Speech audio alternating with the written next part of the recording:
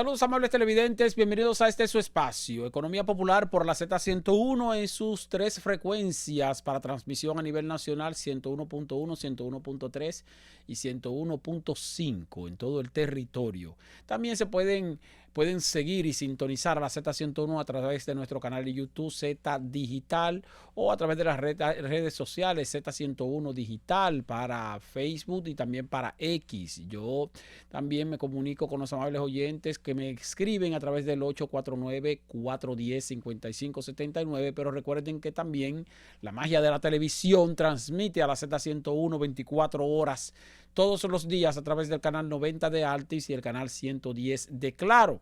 Así que no hay pretexto para no estar en sintonía con nosotros cada noche en Economía Popular. Hoy quiero hablar de varios temas, pero quiero hacer una breve introducción sobre una reflexión de algo que comentaba con alguien que tiene mucho que ver, bueno, con las actividades también que uno realiza, porque yo siempre digo que la economía nos toca a los seres humanos. La economía nos toca en todos los momentos de la vida, incluso no solo de la vida, sino también de la muerte. La economía nos toca desde antes de nacer y la economía nos toca después que morimos. Y eso ocurre, por ejemplo, en el caso de que usted se casa, tiene su pareja y usted quiere tener un bebé, un hijo. Y cuando piensan en la posibilidad de concebir un hijo, pues automáticamente ya están pensando en el aspecto económico, en el ámbito económico, de costos, de lo que tiene que ver con la protección social, de lo que tiene que ver con la atención médica para el proceso del embarazo, lo que tiene que ver luego con la atención para el proceso de nacimiento del bebé, que si será con cesárea, que si será un parto vaginal, que si será una situación en una clínica privada o que si tiene seguro o no tiene seguro. Todo eso es economía, todo eso es dinero. Pero también la planificación de la llegada del niño, la preparación de la habitación, si le van a comprar los enseres, de la cuna, del andador, de la preparación de su ambiente, dónde va a dormir, cómo va a vivir, la alimentación de ese niño, aparte de la leche, de la lactancia materna, la utilización de pañales desechables y de otros insumos. O sea, todo tiene que ver con la economía. Entonces, cuando uno no ha nacido todavía, ya nuestros creadores, los que nos conciben, los que nos engendran, nuestros padres, ya están pensando en términos económicos sobre nosotros antes de nacer. Luego del nacimiento y luego de la vida misma, pues sabemos cómo todo lo que gira entre nosotros tiene que ver con aspectos económicos. Pero también está la muerte. Cuando muere una persona, entonces también hay que pensar en el aspecto económico. Se murió fulano de tal. Espérate. Que si la funeraria, que si el gasto del asunto del velorio, que si va a ser en la casa, que si va a ser en una funeraria, que si cuánto cuesta el ataúd, que si es un ataúd de mejor calidad, de peor calidad, que si van a sepultarlo, que si va a ser en un cementerio privado, el cementerio municipal, que si tenían o no tenían un panteón, la familia, si hay que pedirle un panteón o un espacio prestado a alguien, si hay que salir a buscar prestado para poder cubrir los gastos que tienen que ver con asuntos funerarios. Que también hay que tomar en cuenta que mucha gente tiene poca orientación en cuanto a lo que incluye la seguridad social para los gastos funerarios, porque hay un aspecto de la seguridad social que cubre gastos funerarios. Muchas veces la gente no lo sabe, eso lo podemos mencionar más adelante. Pero me refiero a que cuando una persona muere, pues también ahí hay un aspecto económico. Y hay algo en lo que la gente, los más viejitos, hacen una inversión con la cual yo casi nunca aconsejo, que son los llamados planes funerarios. Hay gente que invierte un dinero, las funerarias que venden planes funerarios, no, que usted paga una mensualidad de tantos pesos mensuales y que entonces eso le va a cubrir, en caso de que usted muera, le va a cubrir los costos del gasto funerario. Bueno, eso hay gente que lo hace, gente que no lo hace. Y usted me pregunta, bueno, ¿y qué usted aconseja? Yo aconsejo y poner planes funerarios cuando se trata de situaciones de algo que se ve venir ya. Por ejemplo, si usted tiene un pariente que está enfermo en una enfermedad terminal, que usted sabe que, bueno, conscientemente uno dice, bueno, fulano es tal, mi papá, mi mamá, mi hermano, mi hermana, qué sé yo, posiblemente en un par de años ya, porque tiene una enfermedad que es terminal, una situación, entonces tal vez usted no tiene los recursos para cubrir el gasto funerario de un fuetazo, como uno dice, pues entonces usted puede inscribirse o inscribir a su pariente en un plan funerario e ir pagando una mensualidad para cuando llegue el momento. O si usted tiene su papá o su mamá o su abuelito, que usted sabe que a usted que le va a tocar el costo y ya tiene el abuelito, tiene 90 años, usted dice, bueno, ya la vieja está viejita, o sea, ya en cualquier momento puede pasar cualquier cosa, conscientemente, aunque esté lúcida, aunque esté bien, aunque se encuentre bien de salud, pero la biología indica, ¿verdad?, que biológicamente esa persona tiene ya menos años de vida en perspectiva. Entonces, usted puede tal vez meterse en un plan funerario. Pero eso yo lo que le aconsejo a los más viejitos es que se lo dejen a los hijos y a los nietos. O sea, yo veo a veces personas ya adultos mayores que dicen, no, yo estoy pagando un plan funerario porque yo no quiero dejar lío cuando yo me muera. Yo no quiero dejar lío para que entonces para que me entierren dignamente, yo no quiero dejarle lío cuando yo me muera a mis hijos y a mis nietos. Y yo digo, pero ¿y qué lío es? Eso no es lío. Usted no tiene que pagar ningún plan funerario. Su hijo que se encargue del gasto. Su nieto que se encargue del gasto. Total, no lo van a enterrar en una fosa común. Van a tener que buscar dónde enterrarlo. Van a tener que buscar dónde velarlo. O sea, ¿a qué me refiero? Que ese dinero aparece. Deje que esa inversión la haga el que se va a quedar vivo o el que tiene la proyección o perspectiva de quedarse vivo. Pero el que sabe que posiblemente pronto va a morir, no debe hacer esa inversión. Que la hagan los que se quedan vivos. Eso es lo que tienen que hacer, esa inversión. Entonces yo no le aconsejo a ningún adulto mayor que se ponga a gastar los chelitos, los poquitos chelitos que le entran, de que pagando de que un plan funerario. No, déjele eso a los que se quedan vivos. Los que se quedan vivos que se encarguen de eso. Y no tiene usted que estar incurriendo en un gasto innecesario, porque repito, ese dinero va a aparecer como quiera. Que yo no le quiero dejar lío a mis hijos. Usted no le está dejando lío a sus hijos. Es simplemente que, bueno, falleció una persona. Bueno, hay que hacer el funeral y hay que enterrarlo. Bueno, el dinero aparece. Olvídese que el dinero aparece. Y hay gente que a veces echan años, 5, 6, 10 años, pagando mensualmente de un plan funerario que nunca termina de llegar.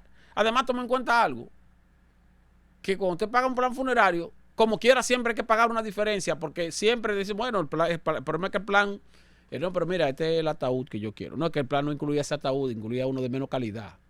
Entonces, ese que usted quiere tiene que pagar una diferencia. No, que mira, que yo quería que fuera en este salón.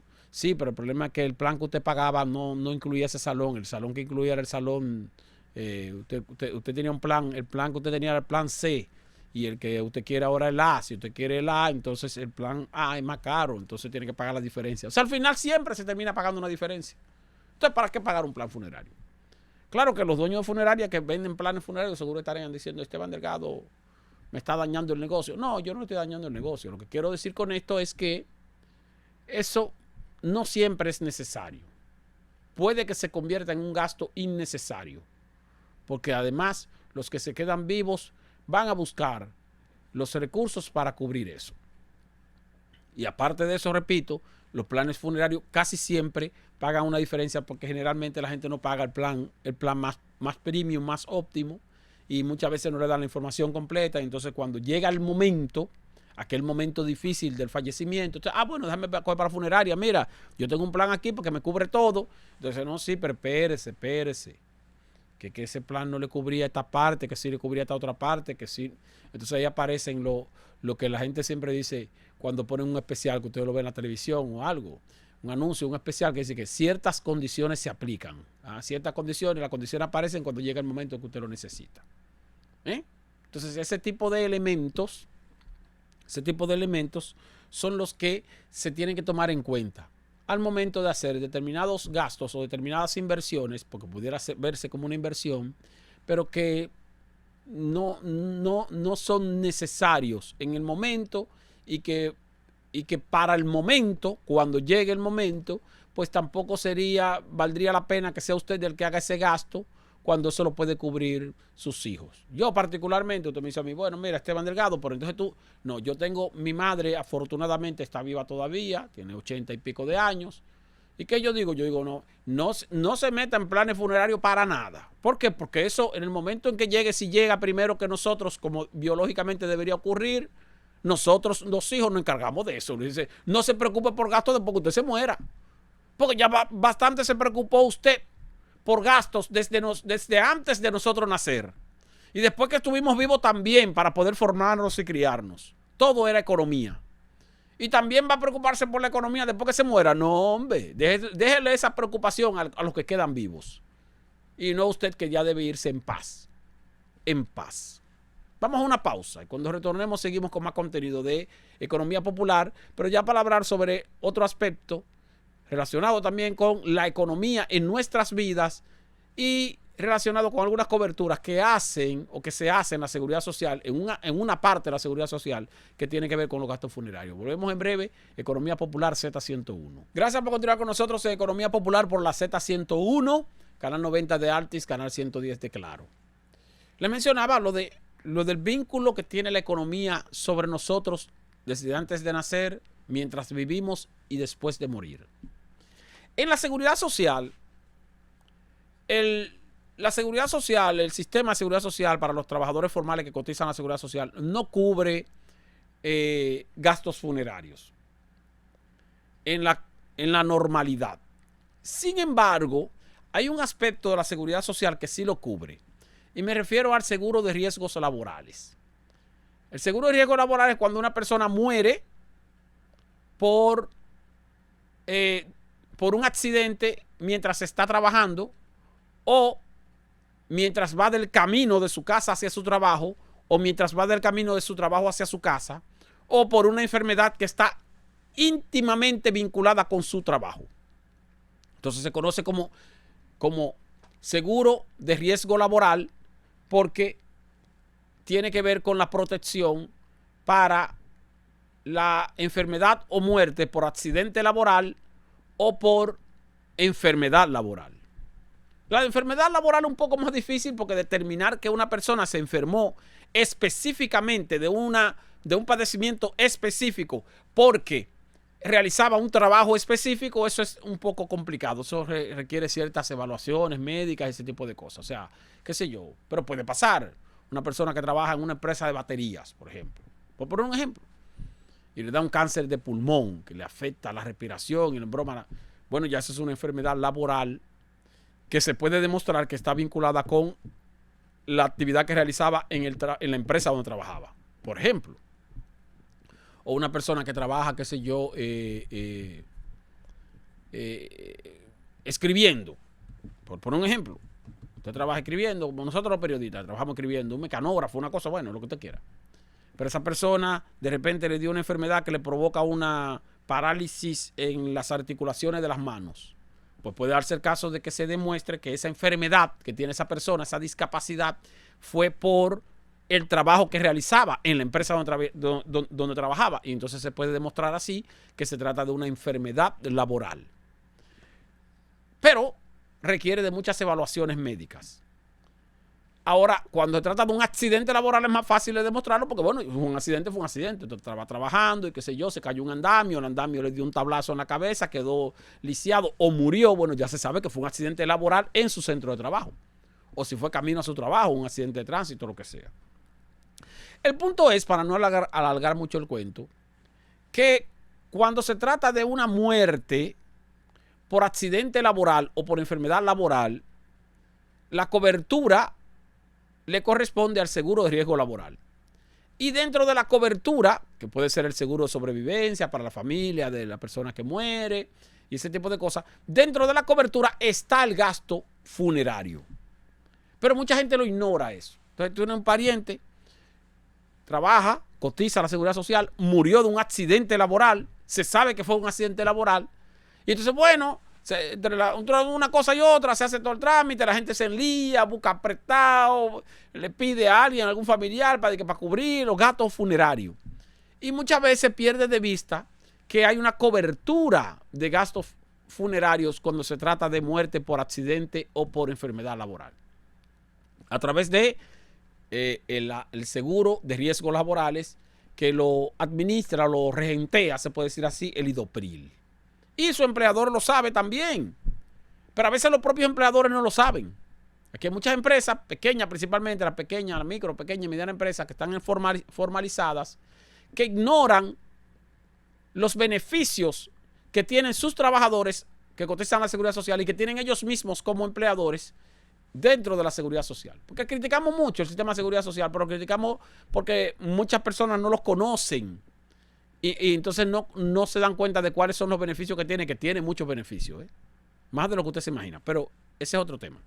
El punto es que como la muerte de una persona implica o tiene un efecto impactante de tristeza, de shock, de negación inicial en los familiares cercanos, los familiares tienden a ofuscarse un poco y a no tomar en cuenta en frío las diligencias que pueden hacer para ahorrar dinero, para evitar gastos innecesarios. ¿Y cómo se hace eso? Bueno, tratando de conocer cuáles son los beneficios que usted tiene y cuáles son las cosas que pueden ocurrir para una eventualidad, porque puede haber eventualidades. Y la gente a veces se pierde en ese detalle. Entonces, esos son elementos a tomar en cuenta. Porque está ahí, la cobertura está ahí. Entonces, mira, fulano murió. ¿Y cómo fue? Fue un accidente laboral. Muy bien. Eso, bueno, luego se averigua para el asunto de la pensión, para eso hay tiempo. Pero resulta que también es la cobertura del seguro de riesgos laborales cubre los gastos funerarios. Entonces usted puede ir, pero mira que el asunto, sí, pues entonces, ok, los gastos funerarios, ¿dónde va a ser? Una funeraria aquí, ¿verdad? Todo eso lo cubre el seguro de riesgo laboral.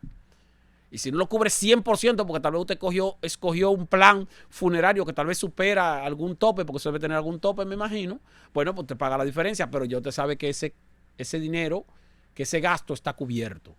Está cubierto por la Seguridad Social. Y eso es bueno saberlo. Eso es bueno saberlo.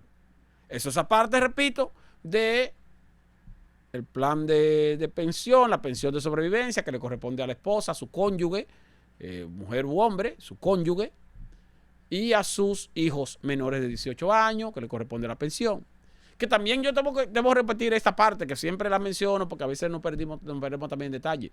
Cuando usted cotiza a la Seguridad Social como empleado formal, usted tiene un plan de pensión a través de la AFP, administradora de fondo de pensión. La AFP donde usted cotiza, bueno, usted cotiza ahí. Lo que usted cotiza para el plan de pensión es a través de una AFP. Si usted muere por cualquier causa, la pensión de sobrevivencia para su familia la tiene que aportar la AFP. Porque usted murió por cualquier causa. Era empleado, cotizaba a la Seguridad Social, cotizaba a una AFP, ¿verdad que sí? Muy bien. Bueno, murió. ¿De qué murió? Lo mataron, fue un accidente, fue un choque, cualquier cosa. Se dio un humo, le dio un infarto, cualquier cosa que no tenga que ver con el trabajo. Y como quiera le corresponde una pensión por sobrevivencia a su pariente porque él cotizaba a la Seguridad Social. Ahora, si es por un accidente laboral la muerte, entonces la pensión que le corresponde a su familia, que es la pensión de sobrevivencia, no la aporta la AFP, sino que la aporta el IDOPRIL a través del seguro de riesgos laborales. La misma pensión, las mismas condiciones, la misma cantidad para cónyuge, hijos menores de 18 años, las mismas condiciones. Solo que esa pensión, en vez de aportarla a la AFP, esa pensión la aporta el IDOPRIL a través del seguro de riesgos laborales siempre que la muerte haya sido por un accidente laboral o por una enfermedad laboral. Ahora usted se pregunta, ¿qué pasa con el dinero acumulado de ese trabajador fallecido que tenía en la AFP? Porque entonces le tocarían 2 pensiones. No le tocan 2 pensiones. En ese caso, cuando es una muerte por accidente laboral, como la pensión la asume el seguro de riesgo laboral a través del IDOPRIL, entonces los fondos que tiene acumulado en la AFP deben ser devueltos a los familiares cercanos que les correspondería la pensión, que sería la esposa o el esposo, o sea, su cónyuge, y sus hijos menores de 18 años. Se le distribuye en las proporciones que establece la ley. Entonces, fíjense para que tengamos esa diferenciación. Para un trabajador, si muere, no es lo mismo que muera por un accidente laboral a que muera por cualquier otra causa. En materia de protección social, lo que se refiere a el seguro de riesgo de sobrevivencia, perdón, la pensión de sobrevivencia, si es por un accidente laboral, la pensión la paga el seguro de riesgos laborales. Si es por cualquier otra causa que no sea accidente laboral, la pensión la paga la AFP. Pero si cuando se trata de un accidente laboral y la pensión la asume el seguro de riesgo laboral, lo que tenga acumulado en la AFP no se pierde. Tampoco se convierte en pensión, sino que se le devuelve o se le entrega a su cónyuge y a sus hijos. Ahora, si la muerte fue por cualquier otra causa que no tiene nada que ver con accidente laboral, la pensión le corresponde a través de la AFP y al IDOPRIL no le corresponde entregar la pensión. Ahí sí no hay un fondo acumulado de que guardado. Y usted me dirá, ¿y por qué a través del IDOPRIL no hay un fondo acumulado? Porque el trabajador no es el que aporta para el seguro de riesgo laboral. Quien aporta para el seguro de riesgo laboral es el empleador. La partida que recibe el seguro de riesgo laboral para la protección del trabajador cuando hay un accidente laboral, la cotización mensual que recibe no la hace el empleado, la hace el empleador. Una porción, un porcentaje mínimo, pero quien la hace es el empleador. No así con la AFP, que el aporte lo hace tanto el empleador, un 70%, como el empleado, que aporta un 30%. Y ese es su fondo de pensión particular, independientemente de las razones por las cuales haya muerto esa persona o independientemente del tiempo que haya trabajado, luego de los 60 años, cuando ya ha hecho su cotización, le corresponde su pensión a través de la AFP. Porque ese es un ahorro que le pertenece a ese trabajador. Es de su propiedad lo que tenga acumulado ahí. Sin embargo, lo que se acumula en el seguro de riesgo laboral no es un ahorro del trabajador, no. Es un fondo de cobertura para el trabajador. Solo en circunstancias en que el trabajador, en sus funciones de trabajador, durante sus funciones, tiene algún tipo de accidente o algún tipo de otra pérdida, como una enfermedad o la propia muerte, pero ya cuando se trata de la propia muerte, estamos hablando de que quienes reciben el beneficio, que es la sobrevivencia en forma de pensión, son los que le sobreviven, obviamente, que son su cónyuge y sus hijos. Pero simplemente para que tengamos esa diferenciación. Ahora vamos a ir a una pausa nuevamente y cuando retornemos entonces vamos a hablar de otros aspectos relacionados con la economía vinculada con nuestra vida, con nuestra cotidianidad. Volvemos en breve. Economía Popular Z101. Gracias por continuar con nosotros en Economía Popular por esta Z101, canal 90 de Altis, canal 110 de Claro. Y estamos hablando de la incidencia de la economía en nuestras vidas, en nuestra muerte y hasta antes de nacer. Y voy a hacer referencia a cómo cambia la condición del ser humano. Y a veces como que nos perdemos en detalles, en ese detalle, y debemos tomarlo en cuenta. O sea, el ser humano en su vida diaria, en su quehacer diario, tiene diferentes condiciones.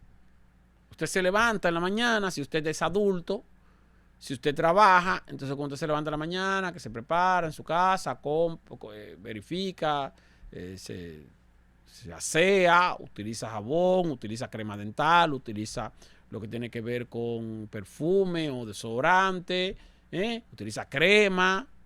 Entonces usted está utilizando productos de la canasta básica que no necesariamente son alimenticios y que sin embargo sí son básicos, son de necesidad básica e imprescindible. Porque a veces también nos confundimos con eso. Decimos, no, porque bueno, que quieren ponerle stevia al arroz, que yo me opongo, que le pongan stevia a la leche, que le pongan stevia al azúcar. No voy a mencionar porque ya el azúcar tiene stevia. Y uno se pregunta, bueno, pero nosotros pensamos como si eso fuera lo único que consumen los pobres. Pero resulta que los pobres también consumen productos de la canasta básica imprescindibles que no son alimenticios. Y todos pagan ITEVIS, todos. 18%. La toalla sanitaria paga ITEVIS. papel de baño, paga ITEVIS. El pañal desechable, paga ITEVIS. El jabón, paga ITEVIS. El desodorante, paga ITEVIS. La crema dental, paga ITEVIS. El detergente para lavar y para trapear, paga ITEVIS. Todos los artículos que se utilizan para la higiene personal y para la higiene del hogar son imprescindibles porque forman parte de la canasta básica imprescindible, pero no son alimenticios. Sin embargo, por el hecho de no ser alimenticios, entonces, bueno, nos hacemos lo loco y nos olvidamos de que están todos pagando 18% de ITEVIS. Entonces, al final tú dices, bueno, pero que no le pueden cargar ITEVIS al arroz, pero tú como quieras estás pagando ITEVIS por productos que son más caros que el arroz y que tú como quieras los utilizas de manera cotidiana. Entonces, ahí tenemos que tomar eso en cuenta. Pero bueno, la parte que quiero referirme es que consumes esos productos en la mañana, todavía tú no te has ido a trabajar. Y ya tú estás vinculado con la economía porque todo lo que estás consumiendo tú lo tuviste que comprar. O alguien lo compró. Eso no llegó de regalo a la casa. Hubo que comprarlo. Pero aparte de eso, tú prendiste la luz para poder afeitarte o para poder bañarte, para poder iluminarte, alumbrarte. Entonces tú estás consumiendo electricidad y esa electricidad tú la pagas. Y si no la pagas porque tienes algún subsidio del gobierno, qué sé yo, o vives en un barrio donde no se paga la luz, pero el gobierno la está pagando, alguien la está pagando. Entonces todo eso es economía. Pero luego entonces usted sale de su casa, posiblemente se va en un vehículo propio. Si se va en un vehículo propio, entonces su condición humana cambia.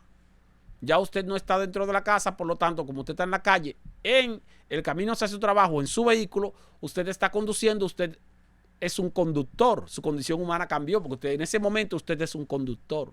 Un ser humano, pero en condición de conductor. Está manejando su vehículo que consume repuestos, pero que aparte de eso usted lo compró financiado, usted está pagando una mensualidad del financiamiento, todo eso es economía. Pero aparte de eso usted tiene pendiente que tiene que llevarlo al mantenimiento, pero usted el día anterior tuvo que echarle combustible, gas o gasolina o gasoil. Entonces también eso es consumo ¿de qué? De un producto, de un combustible que le implica un dinero. Si no se fue en su vehículo porque no tiene vehículo y se fue entonces caminando y luego se subió en el transporte público, también tuvo que pagar por el pasaje para poder moverse en ese transporte público. Pero cuando usted iba caminando, antes de llegar a la parada de la guagua del carro, usted era un peatón, un ser humano cuya condición en ese momento era de peatón. Y cuando se subió en el vehículo, en el metro, en el teleférico, en la guagua, en el carro, en el motoconcho, usted pasó a ser un pasajero. Su condición humana pasó, se mantiene, pero su condición del momento coyuntural, entonces cambia. Usted es un pasajero que va en camino a su trabajo en transporte público. Y tuvo que pagar, repito, para poder recibir ese servicio de transporte. Y luego llegó al trabajo, y cuando llegó al trabajo, usted comenzó a trabajar ahí en el trabajo. ¿Usted está trabajando ahí? Ya usted está trabajando. Como operario, como técnico, como ejecutivo, como lo que sea. Entonces ya usted cambió su condición humana nuevamente y usted pasa a ser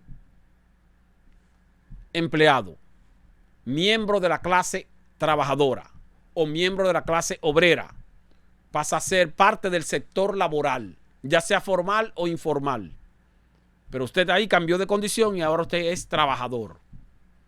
Pero luego cuando usted salió del trabajo, antes de llegar al trabajo, usted está estudiando tal vez una carrera universitaria o una maestría y usted va a la universidad de 6 a 10 o de 6 a 9, qué sé yo. Cuando usted entró a la universidad, automáticamente su condición humana volvió a cambiar y usted pasó a ser un estudiante. Ahora usted es estudiante, mientras duren esas 2 horas de docencia. Y luego salió de la universidad, el mismo día, todo eso. Y cuando iba para su casa, se detuvo en una tienda para comprar algunas cositas que necesita para mañana o para la semana. Se paró en el supermercado. Cuando usted se paró en el supermercado o en una tienda, usted entró y en el momento que usted entró y compró algunas cosas, usted pasó a ser un consumidor. Consumidor. Ya no peatón, ya no pasajero, ya no conductor, ya no trabajador, ya no estudiante, sino consumidor, porque está consumiendo algo, está comprando algo. Que lo tiene que pagar con dinero, eso es economía. Todo lo que usted ha hecho desde que se levantó hasta que todavía no ha llegado a su casa en la noche para acostarse es está vinculado con la economía. Y luego entonces usted cuando está consumiendo algo o va a consumir algo, usted también está pensando en la economía, hasta inconscientemente. De repente usted está caminando en la tienda y ve una camisa o una blusa o una falda o unos zapatos, una zapatilla. Y cuando uno ve algo que le atrae para comprarlo, uno hace son dos acciones las que uno hace, dos, básicamente.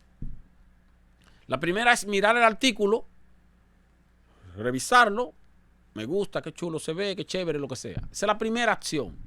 La segunda acción automática, hasta inconsciente, es buscar el ticket para ver el precio. Automático. Eso es lo segundo que uno hace cuando uno ve un artículo que le gusta en una tienda. Usted ve el artículo, lo ve, le atrae, eso es lo primero. Y lo segundo es verificar cuánto cuesta el ticket. Busca la etiqueta para ver cuánto cuesta. Eso es economía directa. ¿Cuánto cuesta el artículo que yo quiero o que me atrajo o que me llamó la atención y que me gustaría adquirir o que tal vez no lo adquiera porque está muy caro o no está muy caro, lo que sea? Pero fíjese cómo usted hizo una acción económica directa y fue su segunda acción cuando vio un producto que le gustó. Y luego, bueno, llega a su casa y ya llegó a su casa también. Se acabó todo hasta la noche, para al otro día en la mañana, la misma rutina, la misma acción. Ahora, yo menciono todos esos elementos que se pueden ver como sencillos para que ustedes vean cómo todos esos movimientos que nosotros hacemos en el día, desde que nos levantamos hasta que nos acostamos, están íntimamente vinculados o relacionados con la economía. Y menciono eso para luego entonces preguntar por qué razón la gente es tan apática o tan alejada o tan renuente a pensar en la economía. Incluso muchos estudiantes universitarios se inscriben en carreras universitarias y buscan carreras que tengan pocos números, que tengan poco cálculo. No, yo voy a estudiar tal o cual carrera porque esa carrera tiene poco cálculo. Se ve que no hay muchas matemáticas ahí. O sea, la gente es apática, es como renuente a las matemáticas, a los cálculos, a los números, sin darse cuenta que todos los días están calculando, que todos los días están bregando con números, inconscientemente, directa o indirectamente. Y si le tuviéramos un poquito más de cariño a los números, si le tuviéramos más un poco de cariño a el cálculo, pero ya no inconsciente, sino el cálculo consciente, seríamos más disciplinados con nuestra administración económica, con nuestra administración de finanzas personales y tendríamos menos líos económicos. Y usted me dirá, ¿qué es difícil? No, no es difícil porque ya le puse el ejemplo de que usted, desde que se levanta hasta que se acuesta, está haciéndolo. Lo que pasa es que lo está haciendo de manera inconsciente. La importancia aquí es que usted lo haga de manera consciente, que usted calcule, evalúe, que usted haga ejercicios de suma y resta con relación a su disponibilidad, a sus probabilidades, a sus posibilidades, a su alcance, a sus limitaciones, pero que lo haga constantemente y que lo convierta eso en una costumbre. No le va a pesar ni le va a molestar. Al contrario, le va a permitir entonces ser más disciplinado y posiblemente entonces el dinero le rinda más. ¿Qué hago yo para que mi gasto no se exceda? ¿Qué hago yo para que mi ingreso me rinda? ¿Qué hago yo para que mi ingreso aumente? Si tiene la posibilidad de ver aumentar sus ingresos. ¿Qué hago yo para que de lo poquito que me puede sobrar, si hago algún tipo de sacrificio, poder guardarlo? Y eso que guardo, si puedo conservarlo guardado, ahorrado en una cuenta de banco y no buscar un pretexto para gastarlo. O sea, esas pequeñas cosas que pudieran permitirnos ser más disciplinados, también pudieran darnos ganancias en términos de nuestra administración en materia de finanzas personales. Solamente aceptando en nuestro nuestro ser, que nuestra acción o nuestras acciones diarias, segundo a segundo, minuto a minuto, hora a hora, día a día, semana a semana, mes a mes, año a año, están siempre vinculadas con la economía, siempre vinculadas con los números, siempre vinculadas con la suma y la resta, el más y el menos, directamente e indirectamente. Entonces, ¿por qué ser tan renuentes a las matemáticas, a los cálculos, a la economía? Ah, no, que son los economistas que saben de eso, yo no sé de eso, porque yo no soy economista. No, usted sí es economista, todos somos economistas, todos bregamos con la economía diario.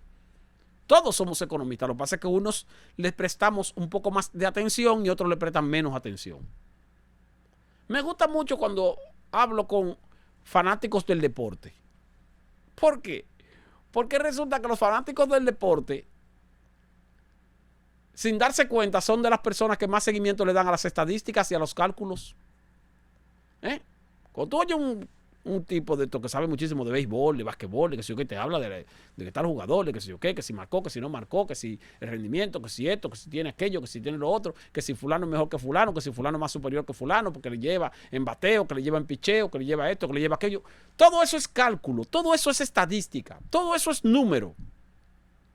Y yo a veces me pregunto, ¿y tú que eres tan hábil, tan ágil, para tú darle seguimiento a los indicadores relacionados con los jugadores del deporte que a ti te gusta, que en este caso puede ser el béisbol? ¿Cómo es que no utilizas esa agilidad y esa habilidad de cálculo y de medición estadístico para tus finanzas personales? ¿Cómo que no tienes la capacidad de hacerlo para tus finanzas personales? Tan sencillo como así. Porque la mayoría, por no decir todos, los que tienen dificultades en la administración de sus finanzas personales, y son mucha la gente que está en esa situación, no es porque el dinero no les rinde, no es porque el dinero les resulta poco, es porque no tienen disciplina en la administración de sus recursos disponibles. Entonces, esa disciplina hay que irla adquiriendo, hay que asumirla como asumimos la disciplina para otro tipo de acciones que muchas veces son menos productivas o que muchas veces no nos aportan nada. Y les pongo el ejemplo del deporte porque el deporte es al final un entretenimiento. Pero yo, que no le doy seguimiento al deporte, porque yo le doy seguimiento, bueno, saber quién ganó, quién perdió, pero yo no le doy seguimiento a los indicadores en deporte.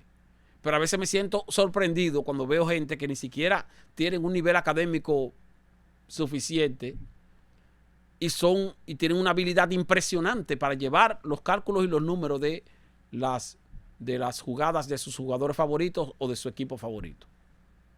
Entonces, eso bien pudieran utilizarlo para su administración personal, para su administración financiera personal, para sus finanzas personales. Y les daría muchísimo mejor resultado. Vamos a una pausa y cuando retornemos, entonces, venimos con el último segmento de Economía Popular en este día. Volvemos en breve. Gracias por continuar con nosotros en Economía Popular por esta Z101, canal 90 de Altis, canal 110 de Claro. Tenía un tema aquí que quiero tratar con los amables televidentes y oyentes, pero que es relacionado con inversión inmobiliaria y financiamientos hipotecarios. Sin embargo, el tiempo no me va a dar y lo voy a dejar para otro programa. Quizá para mañana tenemos un invitado, vamos a hablar de seguridad social mañana, pero posiblemente después de mañana podemos entonces tratar ese tema, pero como es más, me tomaría más tiempo, por eso no quiero tratarlo ahora mismo, en este momento. Sí voy a seguir entonces ya relacionado con lo que mencionábamos anteriormente de la disciplina para los fines de las finanzas personales. Y para los fines de tratar de adquirir ingresos adicionales. Pero que si tú no tienes disciplina fiscal no financiera, personal, aunque tú tengas ingresos adicionales, no te va a alcanzar como quiera. Porque repito, cuando usted calcula, y yo lo he hecho ese ejercicio, yo he hecho ejercicio con algunas personas que me dicen, no, es que el dinero no me alcanza. Y yo le digo, bueno, vamos a calcular. Y tú le sacas los números. ¿Cuánto tú ganas tanto?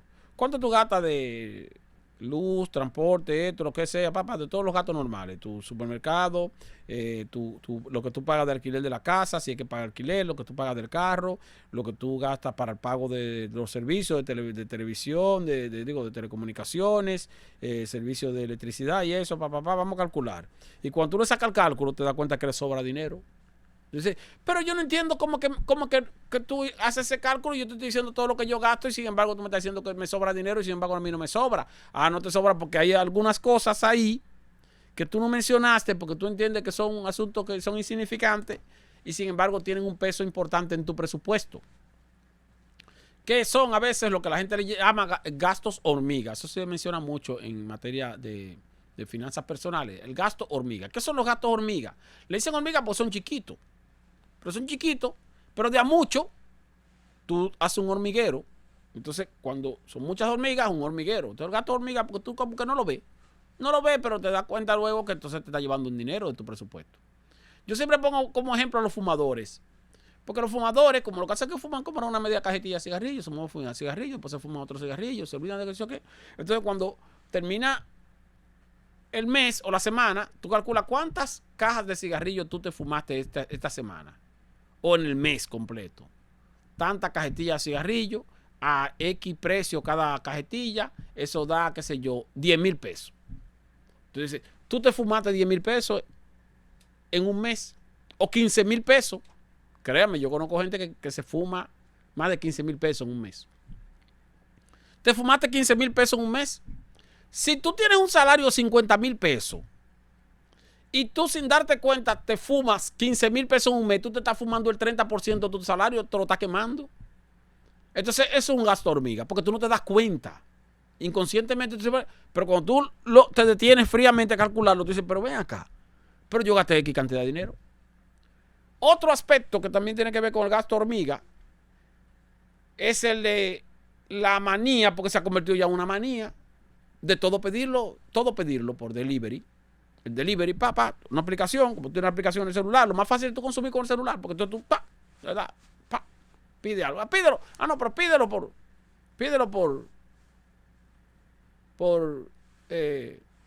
una de las aplicaciones estas, pedido ya, qué sé yo, pídelo ahí, lo pediste, no, ¿qué tú quieres comer? No sé, no tengo deseo de comer, hacer nada en la casa.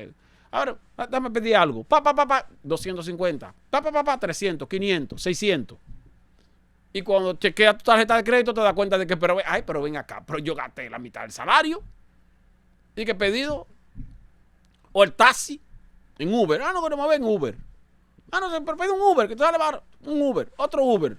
Pediste un Uber, te fuiste. Otro Uber, te fuiste. Otro Uber. Y cuando calcula dice, en el mes ¿cuánto gastaste? Llevándote de que Uber, en vez de coger la tarjeta y apretarte un chin y meterte en el metro y apretarte un chin y coger el teleférico, si acaso, si vives muy lejos, o montarte en la guagua, en vez de coger un moto Uber o un motoconcho, pero el motoconcho llega más rápido, sí, llega más rápido, pero es más peligroso, pero aparte que es más peligroso, el pasaje es más caro. Entonces el motoconcho es bueno cogerlo para cierta emergencia. Pero ya que hay gente que está tan acostumbrado a coger ahí ese motoconcho para levantarse más tarde, entonces van a llegar más rápido porque van a ahorrar los tapones.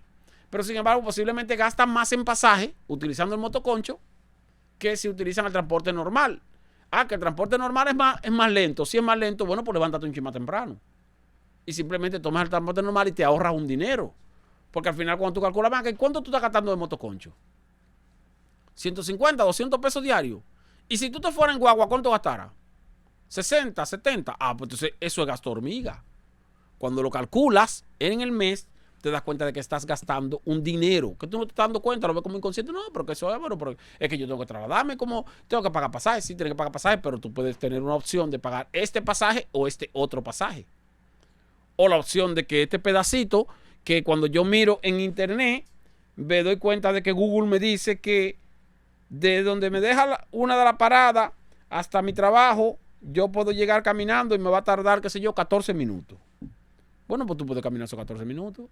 No, tengo que coger un motorcito, 50 pesos. Entonces, si lo hace diario, 50 pesos diario, al mes son 1,500 pesos.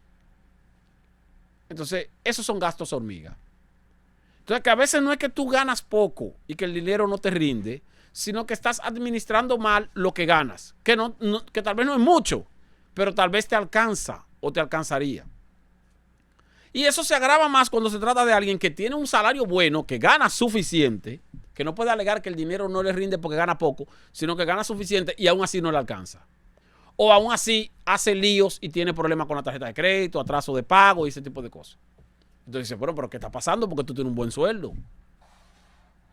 Entonces, muchas veces la gente te aconseja diciéndote, no, tú lo que pasa es que necesitas mejorar tus ingresos para que el dinero te alcance. No. Si tú tienes indisciplina en la administración de tus recursos en escasez, también vas a ser indisciplinado en la administración de tus recursos en abundancia. Por lo tanto, lo primero que tienes que hacer es adquirir disciplina para la administración de tus recursos en escasez. Y luego haces el esfuerzo de que tus ingresos aumenten, pero como ya tú eres disciplinado previamente en escasez, cuando tus ingresos aumenten vas a estar más holgado y vas a poder tal vez ahorrar más y vas a poder tal vez mejorar tu calidad de vida, pero no bajo el mismo esquema de indisciplina, porque bajo el mismo esquema de indisciplina, lo que te entra adicional, como quiera lo vas a gastar, lo vas a derrochar, lo vas a diluir. ¿Por qué? Porque todavía no has disciplinado la administración de tus recursos. Y tienes que administrarlo, aprender a administrarlos. Yo muchas veces también pongo de ejemplo el caso de las mujeres, porque las mujeres, y no vayan a pensar que es un lenguaje machista, digo las mujeres, y las mujeres que me van a escuchar lo saben eso, que las mujeres tienden a ser mejores administradoras en escasez que en abundancia. O sea, una mujer en pobreza, en limitación, no hay cuarto, hay poquito cuarto, qué sé yo qué, tiene su esposo, los hijos, y de repente tú con los chelitos, con lo poquito que le deja al marido a diario, la mujer busca la manera de comprar una cosita aquí, una cosita allí, el colmado, lo otro, y cocina. Y cocina y hasta ensalada encuentras tú en la casa. Y tú dices, pero ¿y cómo que le rindió este dinero a esta mujer? Porque la mujer tiende a ser muy buena administradora en escasez. Sin embargo, cuando la mujer está en abundancia, tiende a ser mala administradora. Porque generalmente cuando las mujeres se deprimen, se cogen con hacer compra. Cuando está muy contenta, se coge con hacer compra. Cuando está enojada, se coge con hacer compra. Y si está feliz, también se coge con hacer compra. Entonces, si está en abundancia, bueno, coge para la tienda.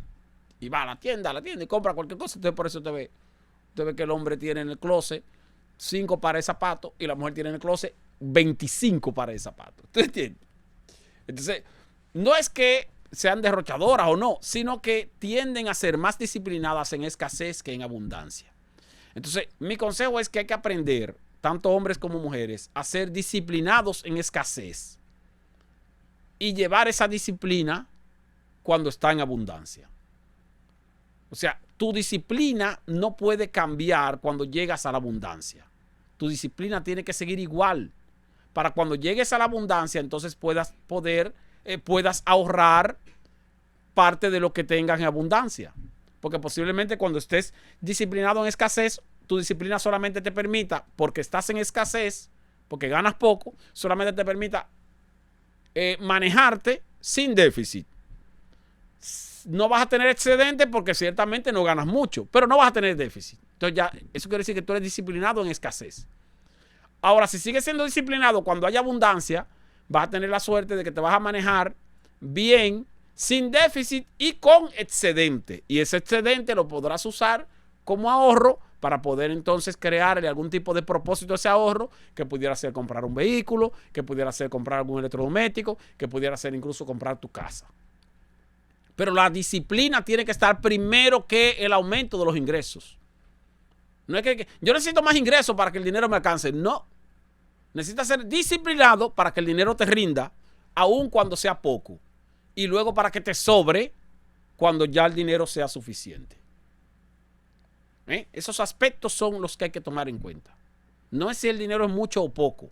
Es su capacidad de disciplina para administrar ese dinero cuando es mucho y cuando es poco. Y gastarlo con base en sus necesidades y no en sus deseos. ¿Qué yo necesito y qué voy a comprar que yo necesite con este dinero? No que yo deseo, sino que yo necesito. Y los deseos se dejan para después. Así terminamos por hoy. Economía Popular en esta Z101, canal 90 de Arte, canal 110 de Claro. Les invitamos a que continúen con la programación de esta estación. Y conmigo mañana, que repito, tenemos un invitado, vamos a hablar de seguridad social, vamos a hablar de pensiones, para que no se lo pierdan. Hasta la próxima.